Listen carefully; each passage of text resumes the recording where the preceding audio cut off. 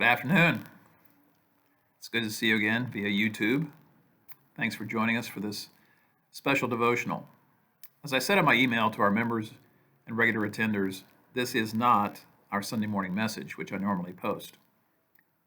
This is a brief devotional from Isaiah chapter 40 that has relevance to the events at our nation's capital this past week and the ongoing horror, which is the COVID-19 pandemic. My wife tested positive for coronavirus on Friday. At the same time, I tested negative. We are house downing in a real sense, self-isolating in our home, and we hope that you will pray for us. Margaret's symptoms are very mild. Her only major symptom was loss of smell. I appear to be asymptomatic. I feel fine. We've had none of the other symptoms that are associated with severe cases of COVID-19. We do appreciate your prayers. Because of this test, the positive test for COVID-19 by Margaret, she and I will not be able to attend church on Sunday. Rick Altizer, the chairman of our deacon board, will be preaching for us, and I encourage all of you who can safely do so to attend our morning worship service here at White Oak at 10:30. There will be a combined Sunday school service downstairs at 9:30. I hope you can join. What this video is about is a brief devotional from Isaiah chapter 40. Isaiah chapter 40, so you might want to turn there. And as I said, it specifically deals with some reflections I have about what happened in Washington and also about the ongoing COVID-19 epidemic. But not to stress those two issues that specifically.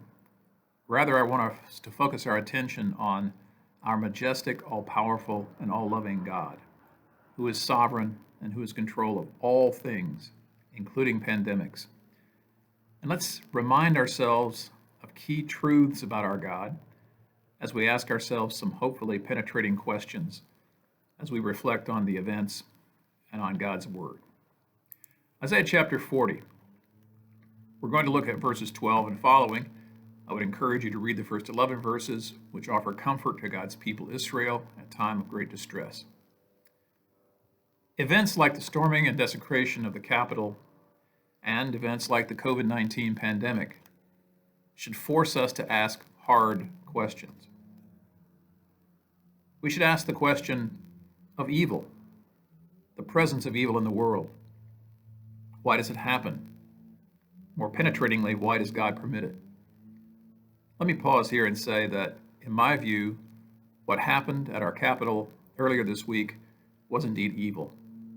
There is absolutely no excuse for storming this bastion of freedom and democracy and desecrating it in such a way.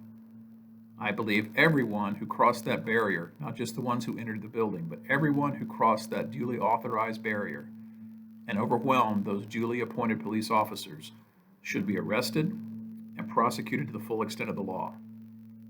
This cannot be condoned. It cannot be sanctioned. It is morally, ethically, and biblically wrong. There is no defense for it. But there's a second question, the question of suffering that results from evil. Does God really care if He's in control? And events like the storming and desecration of the Capitol and the COVID-19 pandemic should also cause us to reflect on our responses to tragic events. Do we love our enemies? And it seems to me, as I look at social media, particularly as I read posts from what are apparently evangelical, dedicated Christians on social media, I find that many of us cannot say we truly love our enemies because I see so much hate. But perhaps more fundamentally, do we really change when we are confronted with our own mortality? There was a tragic loss of life in our nation's capital because of this heinous event.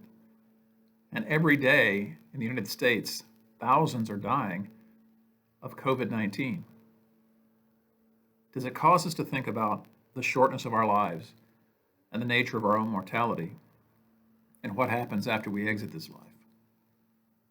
Do we really focus on the eternal, that which is truly important, are we so preoccupied with that which is the immediate, as important as it may appear? Do we really believe God is sovereign in all things? Today, I will not attempt to explain this week's events or the COVID-19 crisis. I'm not going to presume to dictate to God why he did or did not act in a particular way. I'm not going to fall prey to the notion that God owes me an explanation or that he owes us an explanation because, after all, we're Americans and we deserve his blessing and we deserve his care. Folks, we don't. We can only beg his mercy. Rather, let's remind ourselves of the matchlessness of God's greatness and the matchlessness of his grace by exploring Isaiah chapter 40 in a very, very brief and cursory way. I hope you'll read carefully the first 11 verses where God promises comfort to his people Israel, and we'll do our best not to take some thoughts out of context here. I think the first thing we need to do is to compare God's works to our works. How do they match up? Verses 12 through 14 of Isaiah 40 read this way. Who, referring to God, has measured the waters in the hollow of his hand and measured the heavens with a span and calculated the dust of the earth with a measure and weighed the mountains in a balance and the hills in a pair of scales? No one else can do that besides God. Verse 13. Who has directed the Spirit of the Lord, or as his counselor has informed him? With whom did he consult, and who gave him understanding? Those verses tell us we need to consider the works of God. His works are so amazing, so astounding, so overwhelming, that basically all the waters of all the oceans are in the hollow of his hand. And we also need to consider his wisdom. Like so many others, I have been prone to become a keyboard warrior in this time of distress and trouble. And I find it so deeply and personally troubling to see so many people in evangelical circles who go to their keyboards, go to their microphones, and it seems to me seek to tell God what he's up to. Folks, God did not consult with us when he made the universe, and he's not about to consult with us concerning the events of last week. We also compare God to the nations, do we not, in chapter 40? Look at verses 15 through 17. Behold, the nations are like a drop from a bucket, and are regarded as a speck of dust on the scales. Behold, he lifts up the islands like fine dust. Even Lebanon is not enough to burn, nor its animals enough for a burnt offering. All the nations are as nothing before him. They are regarded by him as less than nothing and meaningless. You know, the power of great nations can frighten us. The power of great nations can also seemingly protect us. And we live in the greatest nation in the world and still the most powerful nation in the world. But what does God really say about it in terms of importance, in terms of power? Less than nothing and meaningless. Let's compare God to the idols, verses 18 through 20. To whom then will you liken God? Or what likeness will you compare with him? As for the idol, a craftsman casts it, a goldsmith plates it with gold, and a silversmith fashions chains of silver. He who is too impoverished for such an offering selects a tree that does not rot. He seeks out for himself a skillful craftsman to prepare an idol that will not totter. Folks, we make our own idols just as surely as Isaiah is telling these people they are actually crafting their own idols. These idols might be expensive, they might be cheap, they might be real, they might be virtual. But all of them are hopelessly impotent and relationally impersonal. Folks, have we made politics an idol? Do we worship a political ideology? Do we worship a particular party? Do we worship a certain president or a certain president-elect? Or do we worship the true and living God? Folks, God made us. We didn't make him. And when we try to make him over in our image, we are simply creating yet another idol. Can we compare God to the world? Isaiah does in verses 21 and 22. Do you not know? Have you not heard? Has it not been declared to you from the beginning? Have you not understood from the foundations of the earth?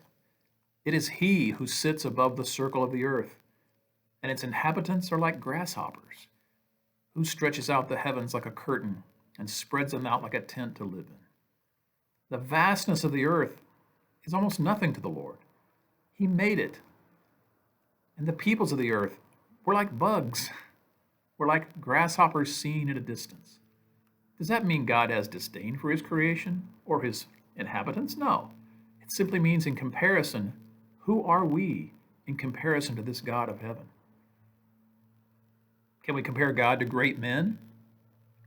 Isaiah tells us in verses 23 and 24, it is he, God, who reduces rulers to nothing, who makes the judges of the earth meaningless. Scarcely have they been planted, scarcely have they been sown, scarcely has their stock taken root in the earth, but he merely blows on them, and they wither, and the storm carries them away like stubble. Folks, it is God who establishes thrones. It is God who puts people in positions of power, and it is God who can remove them at his timing and according to his will. Can we compare God to the entire universe? Verses 25 and 26, to whom then will you compare me, that I would be his equal, says the Holy One. Raise your eyes on high and see who has created these stars, the one who brings out their multitude by number. He calls them all by name. Because of the greatness of his might and the strength of his power, not one of them is missing. God is in control of all the entire universe to the extent of naming the seemingly innumerable stars. The great and magnificent God comforts his people. This same God who controls everything, who has created all things, who sits in majesty enthroned, this same God condescends to comfort his people.